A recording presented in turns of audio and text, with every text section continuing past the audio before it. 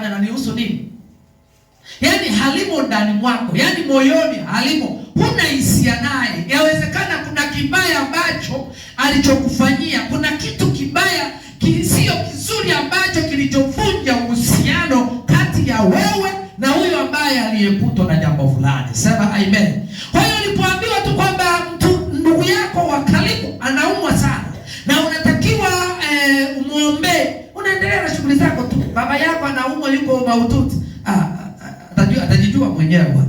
Yaani kama hausikii, kama hauelewi. Lakini ukiambiwa baba yako, mama yako, shangazi yako, ndugu yako anaumwa na yuko mahututi, yaani ni kuomba tu Mungu, ndio unaanza na kutetemeka, unaanza na kulia, Mungu wangu jamani wameweka hapa Yesu, unasima tena, wanakumwagia maji, wanakupepea, unakuja kuzinduka, pole, hivi kuna nini, ilikuwaje?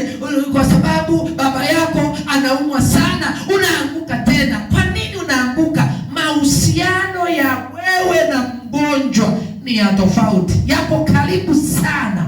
Zile hisia unaposikia tu anaumwa, tayari unapata msisimuko, sitaki nimwache, sitaki aniache, sitaki mwili wake utengane na roho, natamani aishi pamoja na mimi, niwe namuona hata kama hana miguu, hana mikono, hatembei, lakini natamani akiwa mzima wa afya niwe namuona. Ndivyo ilivyo leo Mungu na watu. Mtu ukimwambia tu kwamba kuna Mungu, kuna kuabudu, kuna ibada, nakwambia nitakuja kesho.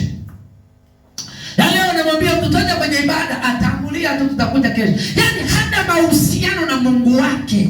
Yaani uhalisia wa hisia na Mungu wake ulishakufa, haupo.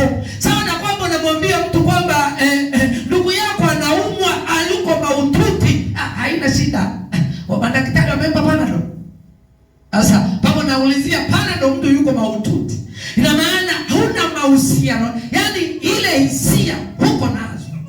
Ingawa alikuwa tayari una mahusiano, ni ndugu yako, lakini tayari zile hisia zimeisha, hazipo. Na ndio maana leo ukisikia kuna Mungu, lazima uache vyote. Sema amen.